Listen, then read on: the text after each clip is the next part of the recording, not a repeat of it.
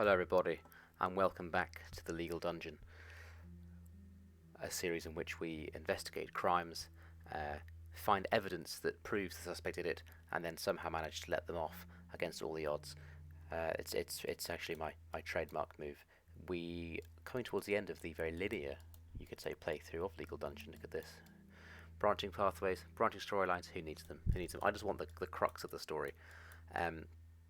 We're going to investigate a serial murder in a minute, but first of all, an interlude where we talk to our friend George, I'm sure, in a dialogue from accident to case.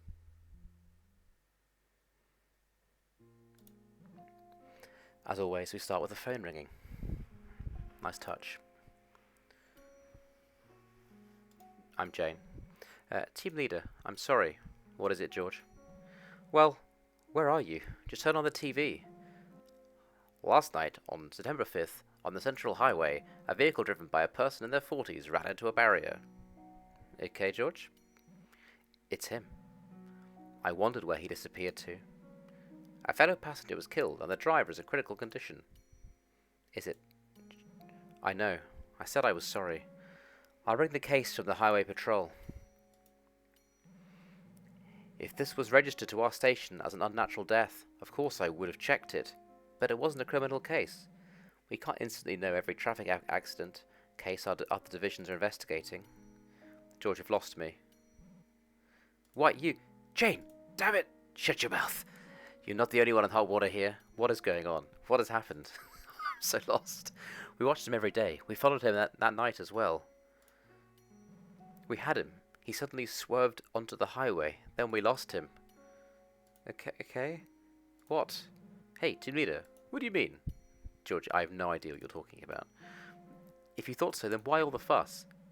Is it my fault the person who was supposed to die died? What? I get what you're saying. Sorry, team leader. I know he's a murderer, worth some serious points. And we almost let the highway patrol get him. Still, I don't think the highway guys really get what the case is all about. It's late. We can still snatch it from them. Although the dirty so-and-so will get a better chance to weasel away. If we hurry, it might be possible. George, fetch my horse. Yeah, we've got no favours to cash in now. Jane, it's you and me, baby. Let's try to turn this situation around. Let's avenge the late Heather Loon. So, as merely pointing out, the precise existence of time and place for a motive cannot be acknowledged as a legal cause for a crime triggered by such motive. So as you know, in this game, they discuss the case you're about to investigate before you've even seen the context of the case. So that dialogue will make sense when we investigate the serial murder. So it sounds like to me that the traffic police have pulled over a serial killer that we were tracing, and of course it's going to be worth big bucks and big points. So Jane and George are now going to try and, I imagine, have some sort of legal tussle, rope-a-dope with the traffic department to try and get the serial killer in our jurisdiction, to our custody. Let's have a look. I'm predicting a linear path. Natural criminal. Judge baffling willful negligence. Ruling different every time. Our nation's laws are much more lenient towards those who committed accidental crimes than those who willfully commit crimes. It is common for the court's ruling to change depending on willful negligence, which determines whether a criminal recognized that the results of his or her actions could cause a crime. The court judges willful negligence depending on various evidence and situations. However, this process is difficult, and as a true person who knows the defendant recognized that a result of a crime could occur is the defendant him or herself. A very inclusive criminal justice department, of course. Little Jane. Today's September 1st. How can I help you? Congratulations, Criminal Division 2 Team Leader Jane Blue. Finally, a murder case. We had a murder case before, of course, but there was no crime committed, which was the kind of twist. These are crimes committed with foreknowledge that the action is criminal. Also, there are crimes committed without such knowledge. You must decide how the two compare and whether the resulting punishment should differ. And the servant who knows the master's will and didn't prepare himself or do it will be severely beaten. But the one who did not know and did what deserved punishment will receive a light beating. That's an excerpt from the Gospel of Luke, by the way. That's not actual legal advice. Chapter 12, verse 47. If you want to look it up, Bible's kind of got some messed up stuff in it, kids. Another religion states as follows: one who mistook a red-hot iron rod for a golden rod and grabbed it is burned more than the one who grabs carefully, fully knowing it is a red-hot iron rod. Just pause for a second. Just think about that. That's really deep. We'll carry on. But before we discuss the weight of a crime, we must discuss something else. Oh dear, Jane's going to make a move. We need to determine whether deliberation can decide the weight of a crime in the first place. The victim is dead. Will her death be different depending on the deliberation of the suspect? Never. Regardless of whether this murder was committed unintentionally, negligent driving of the suspect, or deliberately committed and concealed as an accident, the suspect killed the victim and is a murderer in full caps. Therefore, team leader, please punish the murderer in the name of the law and justice. It's becoming clear to us throughout this that little Jane is not actually to be trusted at all. Right, notifications, September 1st. Only 2 months are left for the security performance period of 2007. However, as all performance data will be completed by October 20th due to processing time, this month will effectively be the last chance to effect your results. Please do your best till the end to obtain the highest results. We've got... Whoa. We're getting called out by a post-it note. 4 job mistakes throughout. Are you really the best person for this position? I don't need that negativity in my life. Oh my god, a 44-page document. Strap yourself in, boys. This is going to be a long one. I'm going to have a little drink first. I'm going to get parched otherwise. Hang on there. Perfect. Right, let's begin. September 6th, 2007. Title: Traffic Collision Report. Vehicle versus barrier. Cause of accident: drowsy driving, assumed. The assailant, the driver, was J. Orwell, a 46-year-old man. And the victim, concrete barrier. What? Are we trying him for the murder of a concrete barrier? This is some abstract reasoning.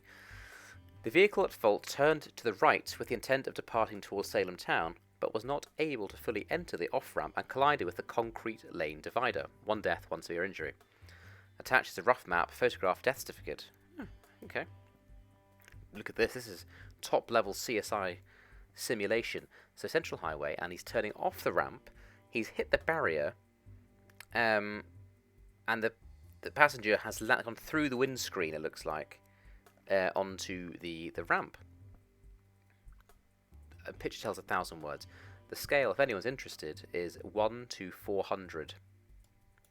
Could be relevant later on. Let's just slightly south.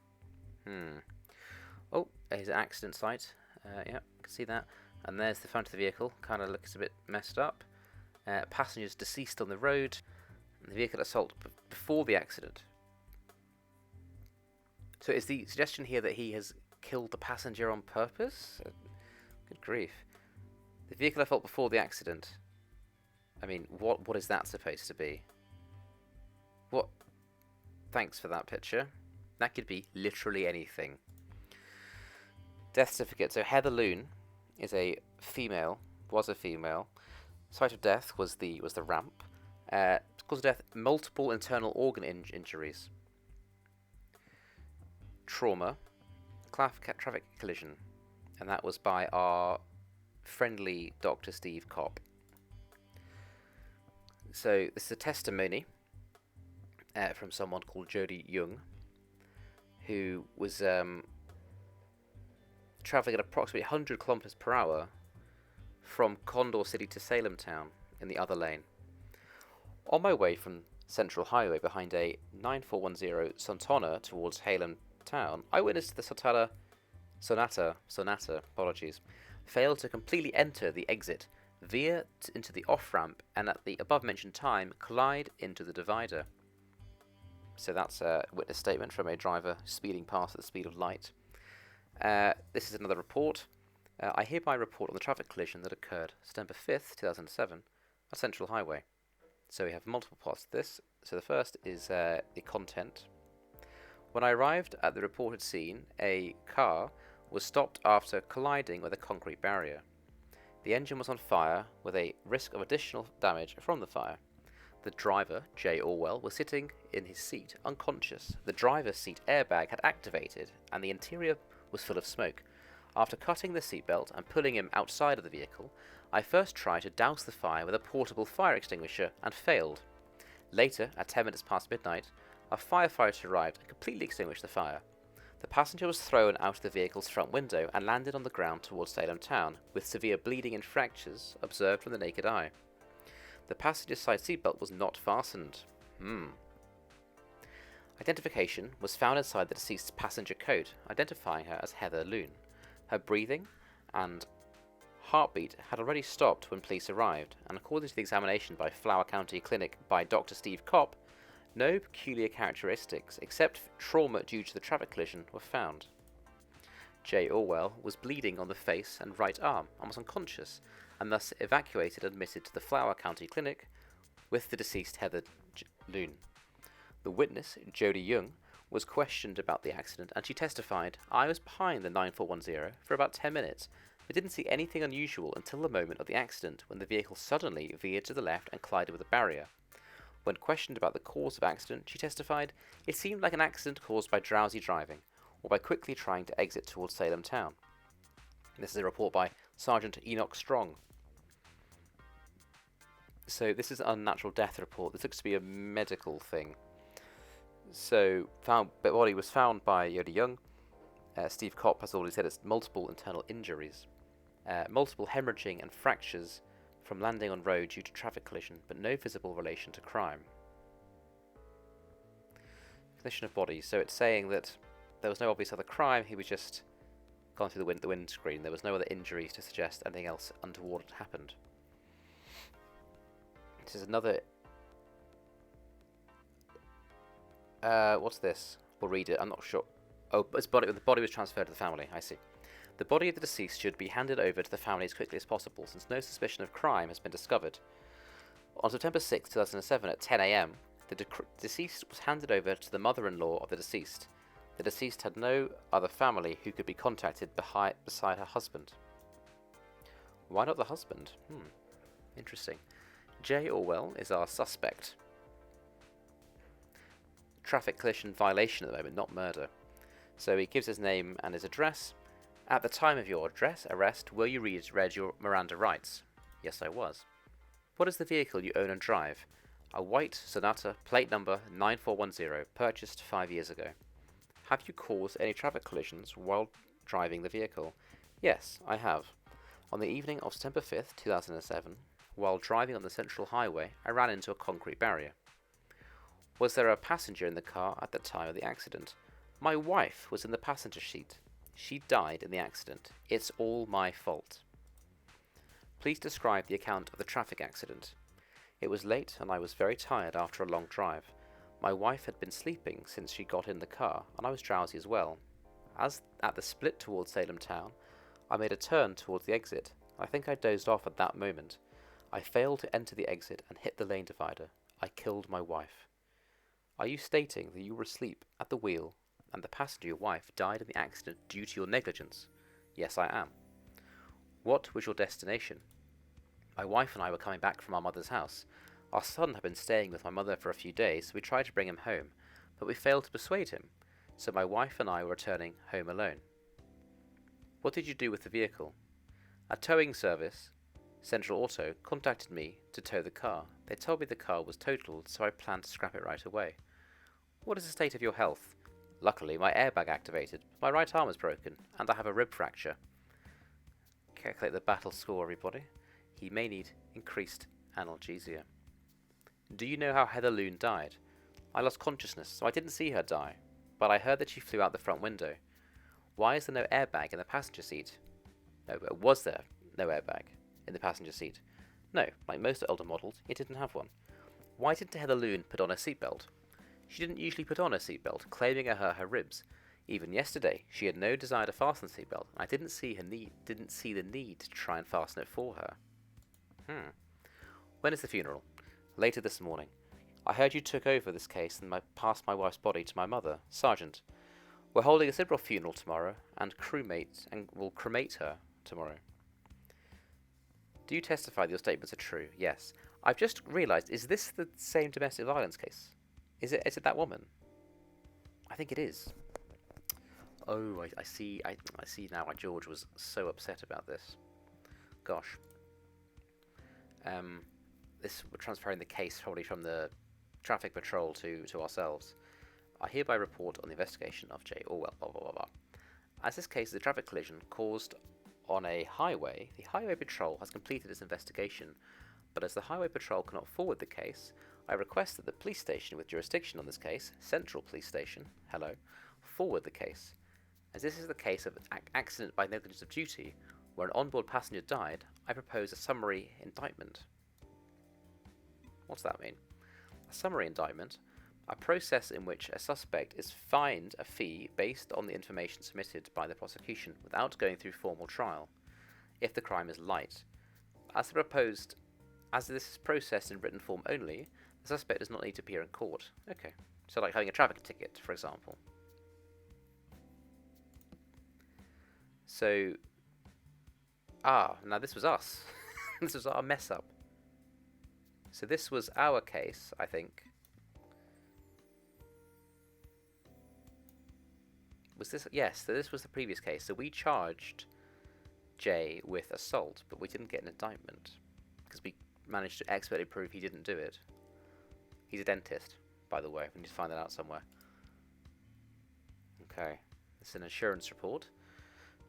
So this is an insurance document. I attempted to conduct an autopsy of the victim's body and an investigation of the vehicle. But the victim was already being cremated at 10 a.m. this morning. Oh dear. The vehicle's been scrapped, making further investigation impossible. I've received and attached a fax from the Life Insurance Association regarding the details of life insurance benefits of the victim. Oh dear. George. This is getting... Oh, we can't search George's name. That's a shame. Code card attached to George. Oh my god. What? So, wow. So the life insurance people have said initially, point one, we wish you luck and success in your investigation. That's a nice touch. Didn't need to do that. Nice touch. Here are the details of life insurance of Heather Loon. So, Jay is the recipient of 5 life insurance policies against his now dead wife, 3 of which were taken out in the last year. No, 4 in the last year. Just the dates are slightly strange. And he's got $5 million. Right. This has got a bit interesting now, hasn't it? So now we're going to try and... this is issue of warrant requesting a confiscation and investigation as above, requested on compelling grounds. So we want the cell phone activated by the suspect and the victim, account information, phone records, photographs, etc. of the persons who communicated with the suspect and the victim, all items suspected of being related to the murder case, as well as clothing worn by the suspect and the victim, etc. The suspect's body is the locations of the body and the places where they lived, and the room of the hospital that Jay is in. So we've managed to get a hammer from Jay and his coat. A hammer. Because his son previously mentioned that Jay beat Heather up with a hammer once.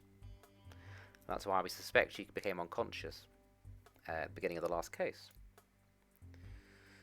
This is really a two-parter. You're going to have to watch the last case for this to make sense. It's all views though, isn't it?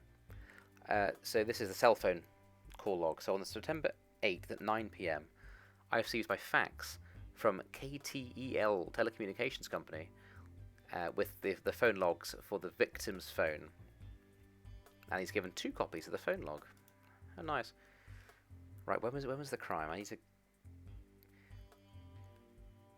Right, so there's 3 incoming calls on 9th to the 5th, so that's nowhere near now then, isn't it? So these are all 5-minute phone calls, incoming 5-minute phone calls. And this is the victim's phone. September 5th. Oh, sorry, this is now. Sorry, I can't do months of the year apparently. Yes, so 8 a.m., 9 a.m., 6 o'clock, and then sent a text message that night. Ooh. And then furthermore, received a text message, sent a text message, received, and sent as the night goes on. Oh, actually, this is earlier in the day, actually, isn't it? Okay. This is going to be a confusing one. And confusing for legal dungeon standards is going to be... I'm going to need a Mensa admission to manage to solve this one. On September 9th, 2007, I've confiscated... So, September 9th. This is evidence. So this is the coat and the hammer.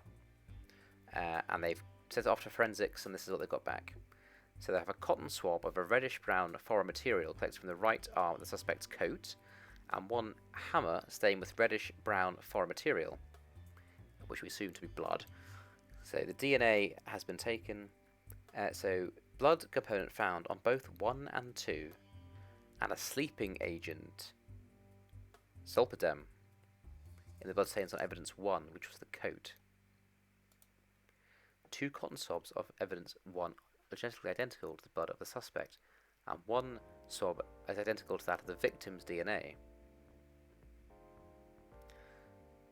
So the 2 cotton swabs from the coat are the blood of the suspect, and 1 swab is that of the victim, and bloodstains on the hammer are the victim's DNA. And on evidence 2's bloodstain, another genetic type is found, but does not match the genetics of the husband, the wife, or the son. Samuel was the son, so someone else's blood is on the hammer. Ooh, so he could be he could be a serial killer. Oh, this is getting good. This is getting good. Applicable law for suspect changed.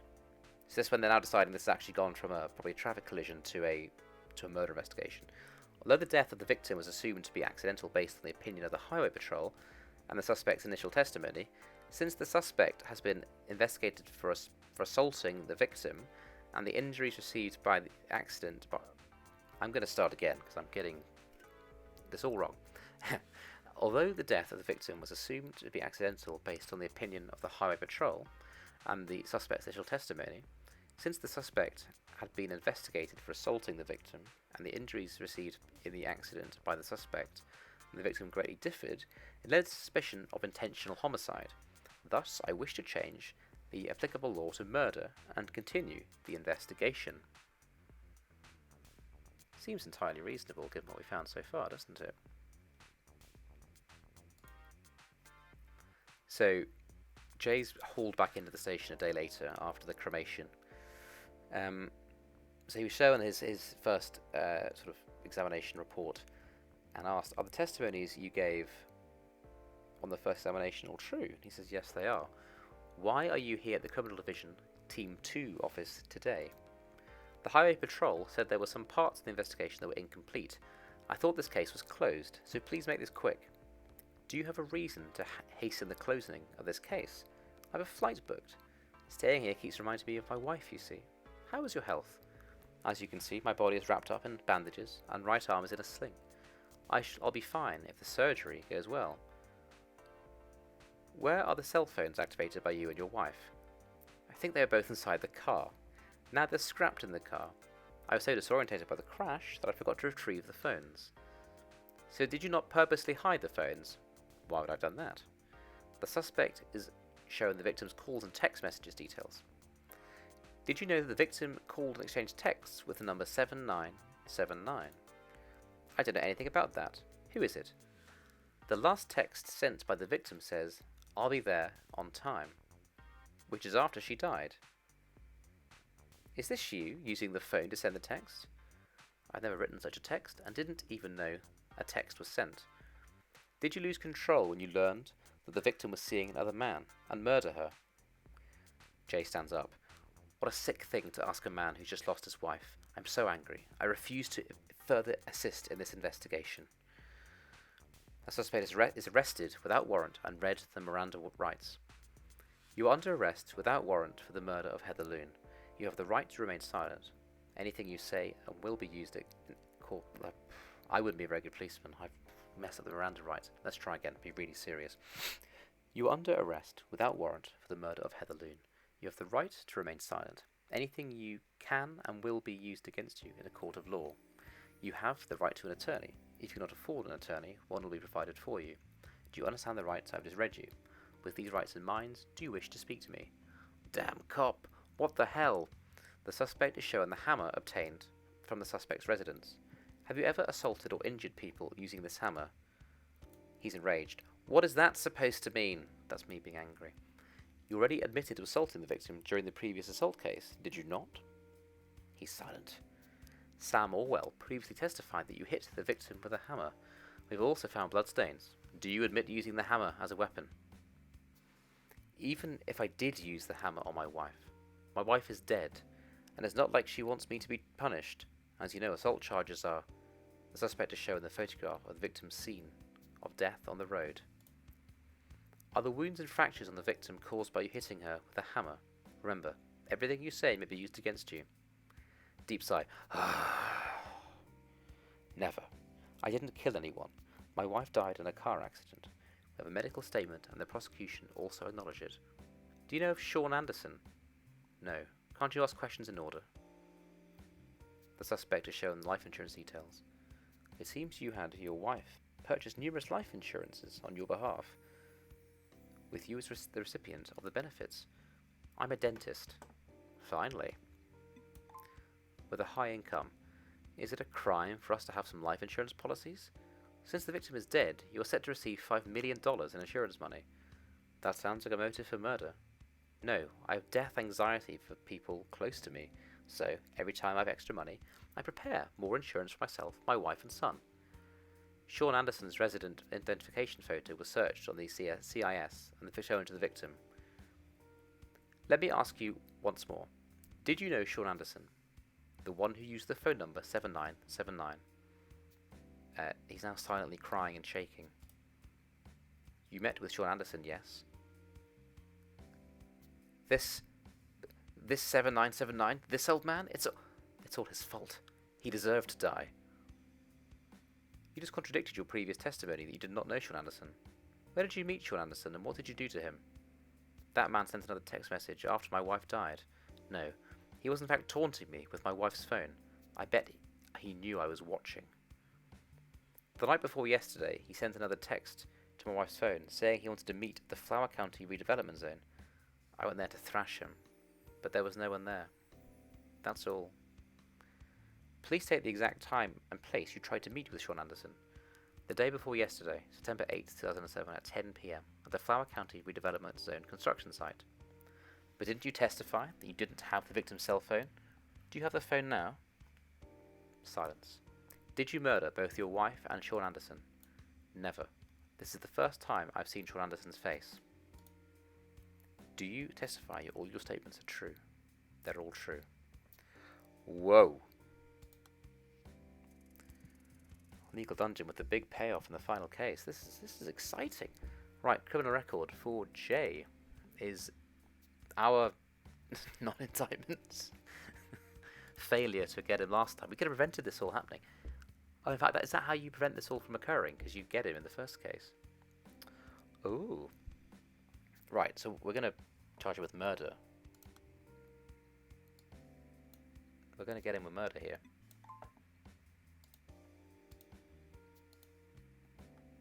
Oh, is it? Yeah, I don't think we can get anything else just yet. I feel we'll be playing this again, so maybe there is a better thing to do. Oh, Patrick's talking.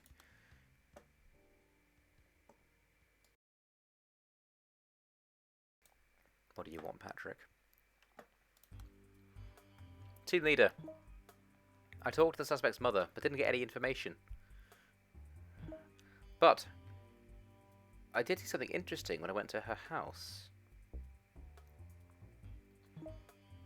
Let me try and shove a little thorn into the mouth of this logical smartass.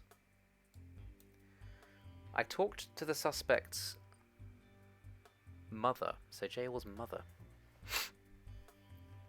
And then Frank is saying, I'll head to the Flower County Redevelopment Zone, where he went to meet Patrick. Okay, lads. Perfect, okay. A murder is established by killing a person. Therefore, only the method of killing and the death of the victim constitute the crime. However, in a crime such as murder, where the motivation of a crime is closely related to the act, it is important to record the criminal motive along with the criminal facts. Did we get more information there? We did. So this is... So he's talked to the mother. And it's also found surveillance camera video investigation in front of the residence of the suspect's mother's. Okay, so there's a CCTV camera at the mother's house. So, at 7 PM tonight, the suspect's mother, Jen Orwell, was called on her cell phone, 2580, and questioned. She testified, whatever my son says is true. When I asked if there was a fight when the suspect came and left, she said, on September 5th, 1 PM, he came with Heather and left at 10 PM. They wanted to take Sam with them, and I agreed, but Sam was adamant that he didn't want to go, so I told him to go for now. There was no fight. Please stop bullying my son. After examining the surveillance camera footage on East Road 10, J. Orwell's residence, it is confirmed that the suspect and the victim boarded the vehicle in question. Right. There's some really grainy footage. She's wearing a belt. She's wearing a seatbelt. Oh, we got him. We got him. The belt's on. Oh, mate, you're in trouble now. You're in trouble now. Okay. Right, we got... This is... Now, Legal Dungeon experts, this is the key bit. This is when you pick your weapons very carefully for the dungeon. So, first bits are straightforward enough. But you see, the time of the crime, we think that he hit her with a hammer beforehand in the car. So the murder is the hammer. We think the weapon's the hammer, not the concrete barrier. Let's find mention of this hammer.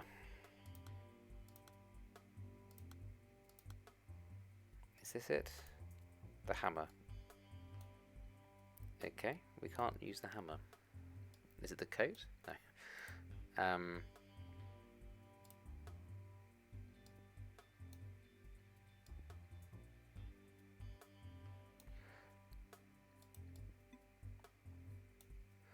We don't think that's what did it, though. I think he's battered her with a hammer. That's my...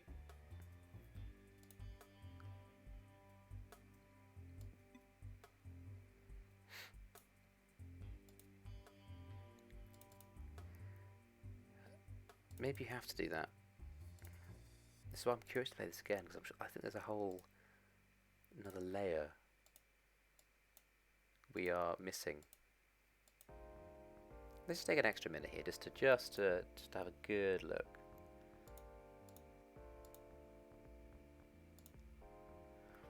So we're saying the motive is the life insurance.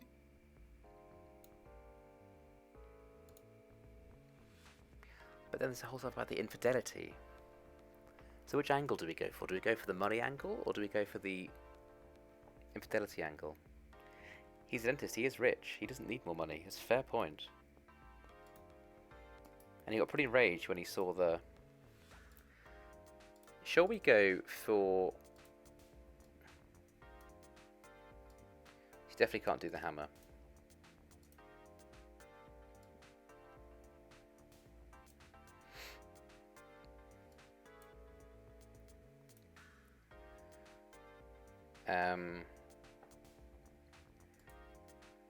Let's see if we can put in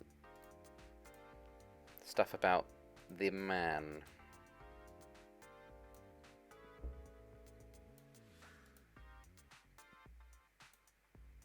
Yeah, I want to do it.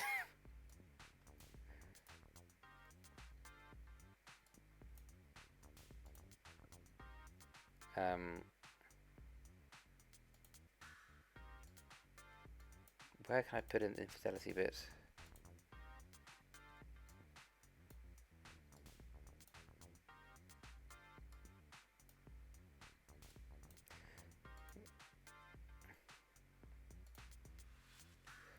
Um,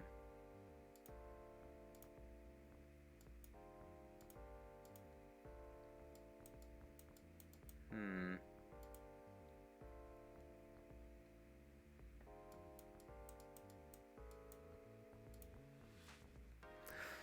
I can't see a way of doing it. Let's just... I just don't think this is going to be provable.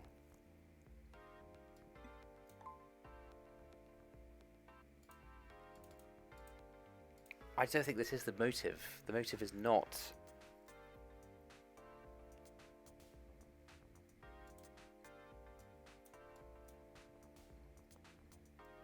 Where's the last text message?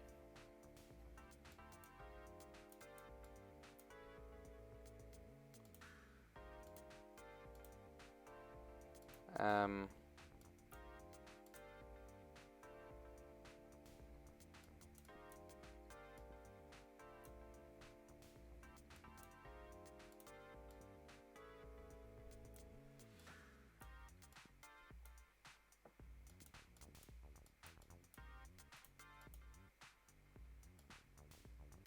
I just think that's it, isn't it?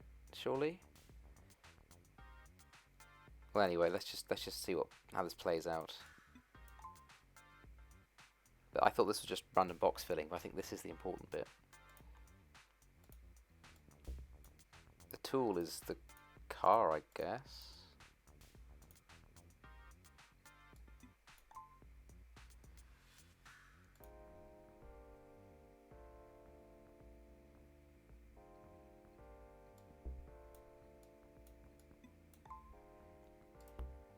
The motive,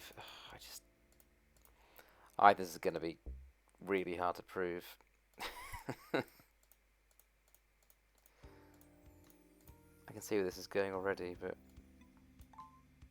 okay. I guess we'll enter the dungeon. So he murdered her, knowing he'd get the money. Purposely hit the concrete barrier, causing it to die from multiple organ failure. The suspect is mistaken about one thing. He believes his free will alone led him to this place. However, he has no such power, because the suspect was already a chosen criminal. So this is going back to this weird thing that's keeps pushing that he had no choice because he's like hardwired to do crime. This choice may have been predetermined when his genes were formed, or perhaps the day's opportunity may have kindly led him to this end. But regardless of when the choice was made, or who chose his fate, there's no room for the suspect's choice to intervene in this crime. Oh god, George wants something. Hello, George. You see in the office like an idiot. Oh, you punished me for delivering the case late. Is that it? No, George. George, we're mates. This is a murder case. It's like seeing the train arrive but finding out my name's on the list. It's not right. You can't do this to me. Oh, George, don't be like that, mate. I feel quite close to you, George. Right, anyway, George, I can't talk. I'm about to enter the dungeon with my 20% dodge chance. He's got 6 health.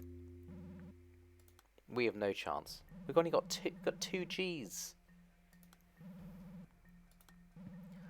This was an accident. I didn't intend to kill my wife. Yes, it's difficult to deliberately kill a passenger in a traffic accident. That's why the highway police didn't suspect you. First, let's see the objective court horses and results you testified to. I've done nothing wrong. Except for the deliberation of the suspect, the facts of this case are clear. Accidental homicide and murder differ in one area. One is deliberate and one is not. They both share the suspect's driving as the cause and the person's death as the result. The suspect has already testified about the crime to the Highway Patrol. Well, he's already said he killed his wife. So that's the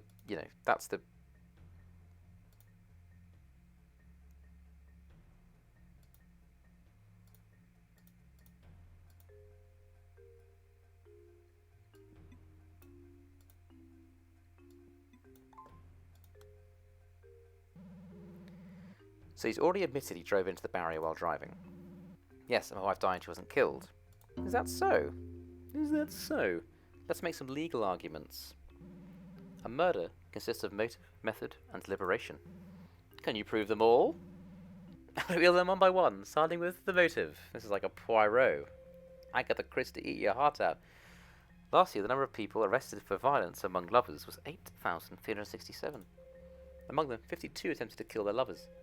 Extreme violence can stem from an unhealthy desire to possess another person, or a twisted obsession followed by a radical betrayal. However, after reviewing the evidence list, it's clear that these facts of this case differ from usual violence cases. This was a meticulously prepared crime. It did not result from passion or rage, but was premeditated. Lead related to murder motive. Well, I think it's the...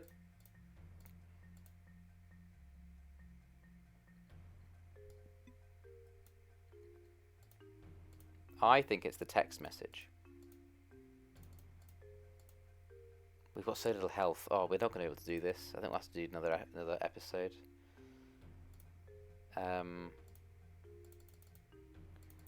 Where's that text message? No. Dodge. Oh, God. You wanted to murder. What other reason would you need? Hey, moron. Think McFly, I think. Think McFly. Think. Oh, he's taunting me.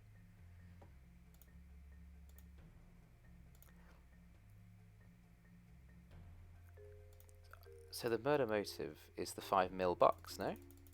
Let's go down the road of the $5 million. 5 million big ones. The $5 million. Yeah, we got him. This case was no accident or a sudden burst of emotion. The victim signed up for several life insurance policies just before her death. The insurance money owed to you is $5 million. That's more than enough motive for murder. You think I killed my wife for money? By crafting a situation that can get me killed as well? That's preposterous. Are you trying to make everyone who was family with life insurance a potential murderer? Fine. Fine. Now, the fact he's saying fine to this is worrying me. Even if that is my motive for murder, how can you prove I had an intent to murder? How can you know what I was thinking inside my head? Circumstantial evidence, as the name implies. Circumstantial. It cannot prove a suspect guilty without direct evidence. Therefore, we must reconstruct the situation of the traffic collision. Try to find differences from a normal traffic collision. You will find an overflowing amount of clues. Okay, we've got to find 4. So, okay, this is interesting. So, things that come to mind immediately. The sedative found.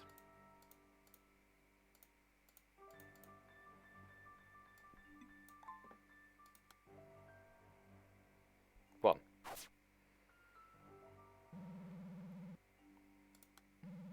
Trace components of a sleeping pill were found in the victim's blood. You gave her sleeping pills on purpose, leaving her unable to react to the accident, right? Whatever. You think that's enough to prove this was deliberate? My wife often went to the doctor due to her depression. She regularly took sleeping pills. Are you saying your wife took sleeping pills before she got home? ... Ooh, he's on the ropes there. Right, we've got to be careful here. What else proves an intent to murder?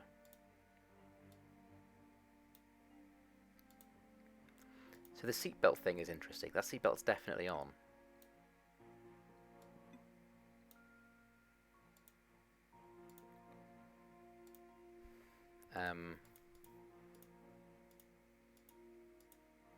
Okay, so what else shows he meant to do it?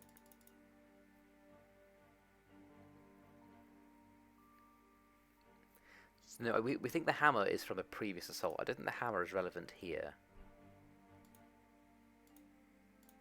Right, let's go back to the very start.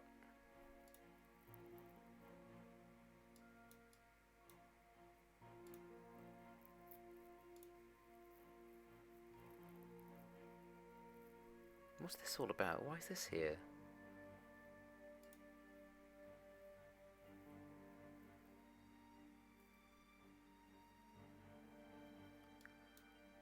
Right.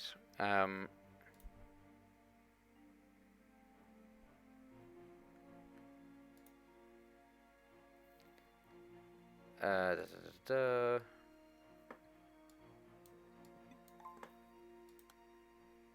Ugh. Oh, come on, don't give me health, but no, come on. Oh, he's good. He's damn, he's good.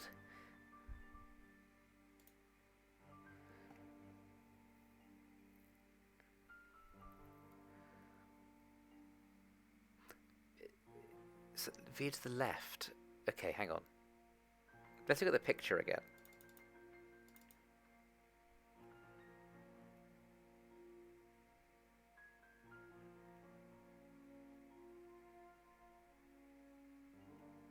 Okay, right. Okay, where do they sit? So, he is on, it's a left-hand drive, right? So he is sat on, turning around, so he's sat on the left side.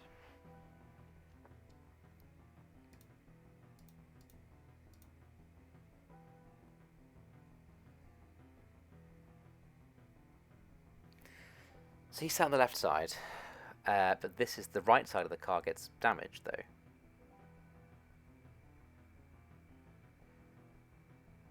So why would you veer to the left? That makes no sense. He turns right to get off.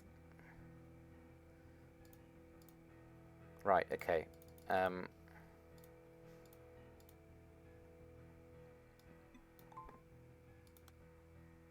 Yes. Oh, that felt good. That felt good. I found the correct answer.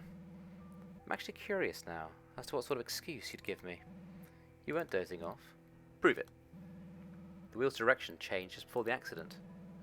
If what you testified is true, then the wheel had to be turned to the right, but the final direction was to the left. What does that have to do with anything? It means you turned the wheel to the left just before the accident, so only the passenger side would be hit. More dots. We're going to find two more. Okay, I'd be honest, that one was a stretch. I think we're going to struggle to find two more. Right. I'm going to pause and have a read. I'll give you my thoughts in a second. Okay. It was the photo. With the belt being on. Oh. Who sent me that? Who did we give promotion to? It was George just complaining, wasn't he? Ah, it was Patrick. Good job, Paddy. Can I have a look at this surveillance camera footage? The victim initially had a seatbelt on when she got in the car. But the footage just before the accident is different. You unbuckled her, didn't you? That's speculation. My wife may have unbuckled because she was uncomfortable. Really? You testified that your wife fell asleep after getting in the car. Oh, it's all coming crumbling down. But you might be getting off because I can't find any more. What else? Okay, pause again. We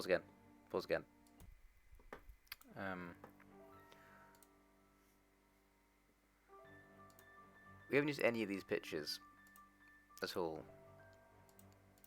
And there's lots of them. This one's curious, isn't it? What the fuck does it show? What is it showing? Just bright headlights.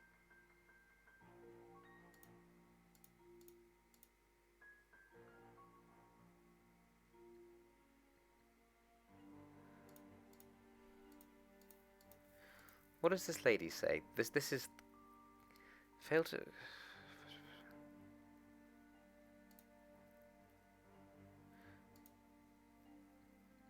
after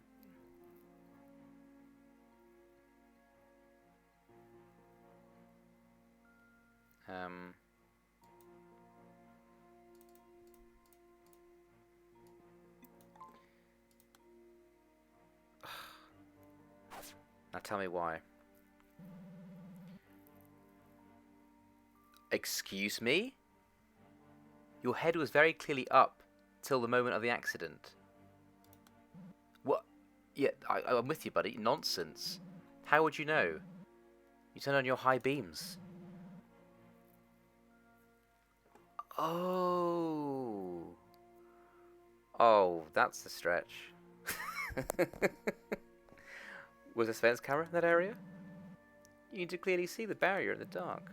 How can anyone manipulate that while dozing off? Oh, he's dotsing there a lot.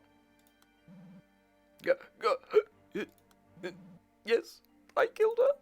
She was mine, but she kept talking to another man. She had another man. I knew from her texts.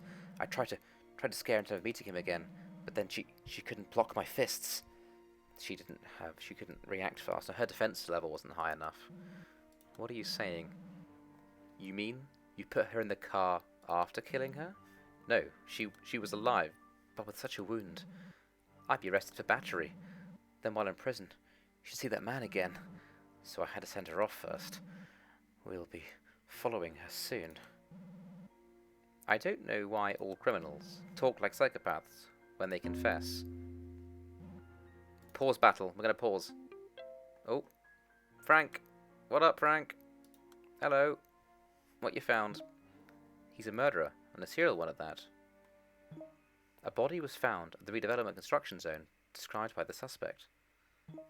The Northern jurisdiction just filed a natural death discovery report. They had a hard time identifying the body because it was so burnt. Oh. They talked to forensic guys. They also have a match for the body. Also, J. Orwell's hammer. The DNA collected from the hammer and the body's DNA matched perfectly. It was the same person. That man killed the old man, Sean Anderson. Look at the cause of death. His skull had a fracture wound caused by a blunt weapon, such as a hammer. I just filed the natural death report right now. Forensics will soon upload the DNA report as well. Awesome.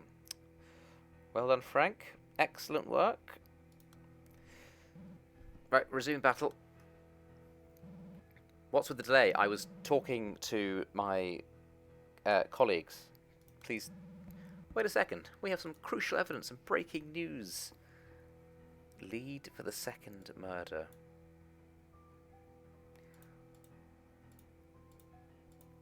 Right, well, let's read the... So, the only 2 bits extra are... I reviewed the unnatural death case near the Flower County redevelopment zone at the present and found one case in Northern Police Station. I'll attach the report file to the case. This is an unnatural death report. Death by blunt object. Unknown person. The witness was John Bright. Medical opinion of physician Paul Sutherland. Death by cranial fracture attributed to the impact from a blunt object such as a hammer. Time of death is unknown. Identification unknowable due to being burnt in a barrel overnight.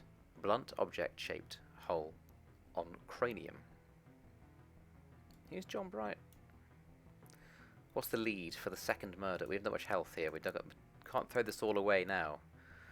We've got to be very careful. What's the lead? Surely it's the text messages.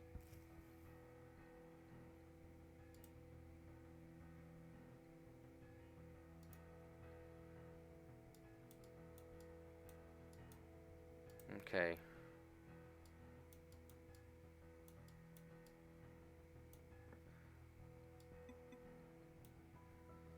The text message.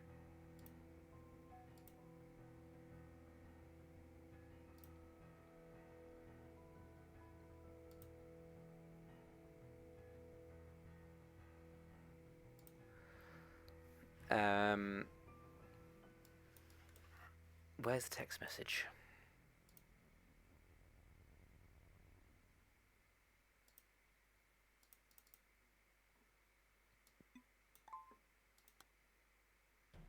Oh, I'm defending him. Damn it! Oh no. You're piecing together the puzzle with the assumption that I am the murderer. Yes, because you are the murderer. Is there a single piece of evidence directly proves my crimes? No. No circumstantial ones. The case is already over. Of course, it would be difficult to drop the case entirely. But what do you think the odds of the verdict of my ruling being not guilty? If you're an attorney instead of a police officer, would you want to take on a case like this? With your insurance money, I could probably hire an ex-Supreme Justice as my attorney. The odds are 100% not guilty. But the murder of Sean Anderson is different. We found bloodstains on your hammer. If you indict me on that evidence, the prosecution will pick you apart. They'll find out how you tampered with the evidence. You need to explain how you knew the content of the text messages when it wasn't on my case file. Oh, God. Did we get him? Well, we did indict him.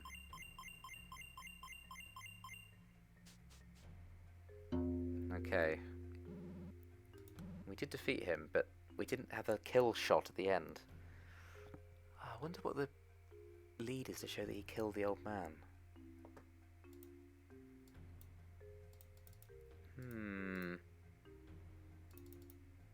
Oh, I'm being an idiot. Surely it's the blood on the hammer anyway. Right. Another day.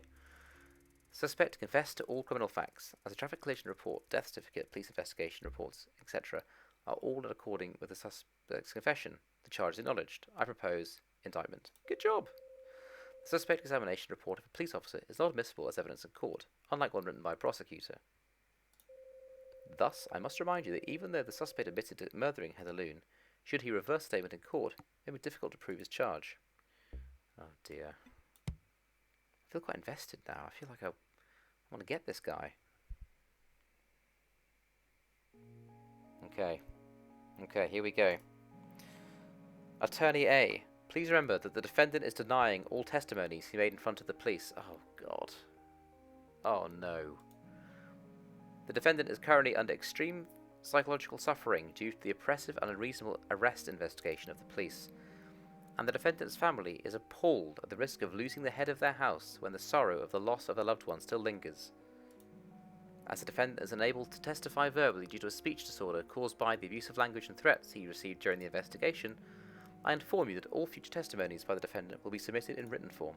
Your Honour, as sufficient direct evidence to prove the charge that the defendant is absent, please remember the principle of presumption of innocence. Remember that this old mother and child depend on him for livelihood, and that he has a stable occupation and residence without risk of flight, and also allow him to stand trial without detention. But down these mean streets a man must go, who is not himself mean, who is neither tarnished nor afraid. Prosecutor, we found the phone. Hans Dutch, who's the DA. Is that his? You... Ooh. Did he just call me a bit... What? Excuse me, Hans? Is that the old man's phone? Whoa, what are you doing? We need to take a photo before you pick it up. I don't believe this. Put it down! Yes, sir. Then shall we open it now? Wait a minute. Jane, do you want to open this yourself? Sure. We're a bit squeamish.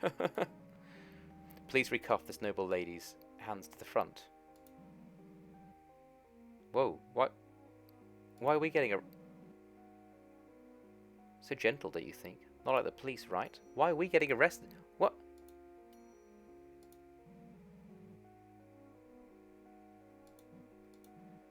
You... What a crazy...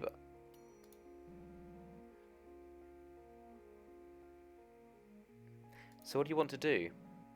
Do you mean forensics? Here, and in there. See the discoloration? Yes, sir. We'll scratch it and send it for analysis. What is happening?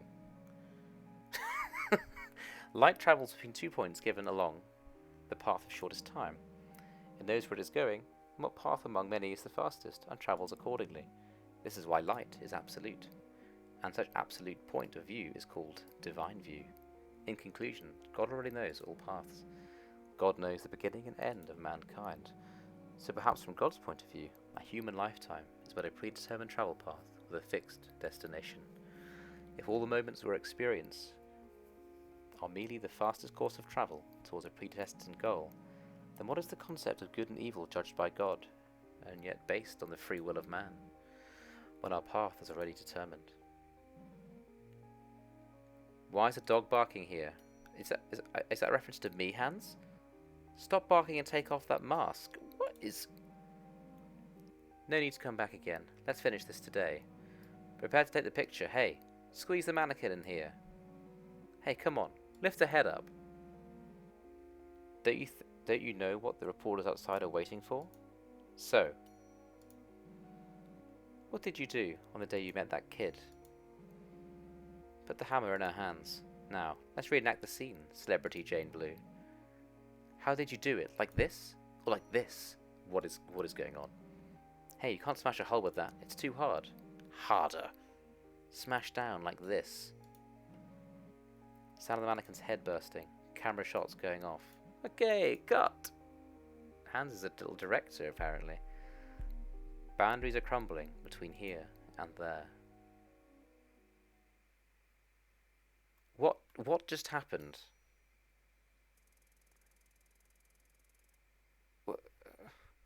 I'm very lost. So that aside, we indicted him for arrest. So that goes up to B. Excellent. That's good news.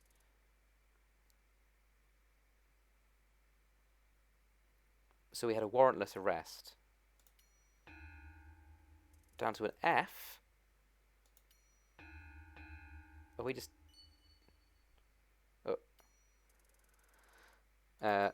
He did it. Not guilty. We appealed. Not guilty. Prosecution appealed. Supreme Court not guilty. Charge confirmed. As the content and establishment of the suspect examination report written by the police is refuted by the defendant, it is not admissible as evidence. Since the defendant lacks any particular financial problem linked to a criminal motive, it is difficult to assume that the defendant expected only the victim in the passenger seat would be injured, despite the risk of severe injury to himself, and insufficient evidence exists to prove that the conditions in this case were not due to drowsy driving. There is insufficient circumstance to doubt the defendant's intent. Therefore, the defendant is not guilty.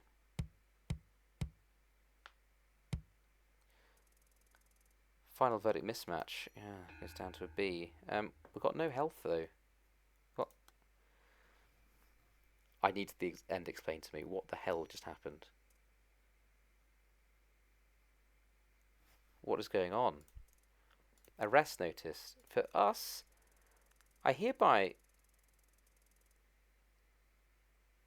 notify that the person above has been detained in the Central Detainment Centre after an arrest without warrant for aiding in murder, criminal disposal of body, professional negligence, etc. You're going to hit me with an etc. in an arrest notice.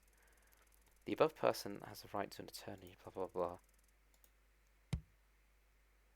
What were we arrested for?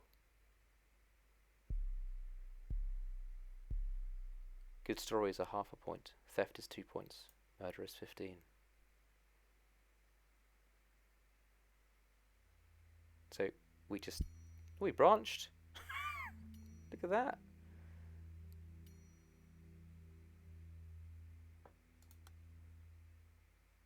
So we just saw. Yeah, this is the warrant. Okay. So we get arrested for aiding in the murder. Are they suggesting that we sort of helped by being... We broke the chain of evidence or something? Yeah, maybe. I'm slightly lost. Well, we did achieve one thing. We did branch from the normal track. And then what's this flyer? And...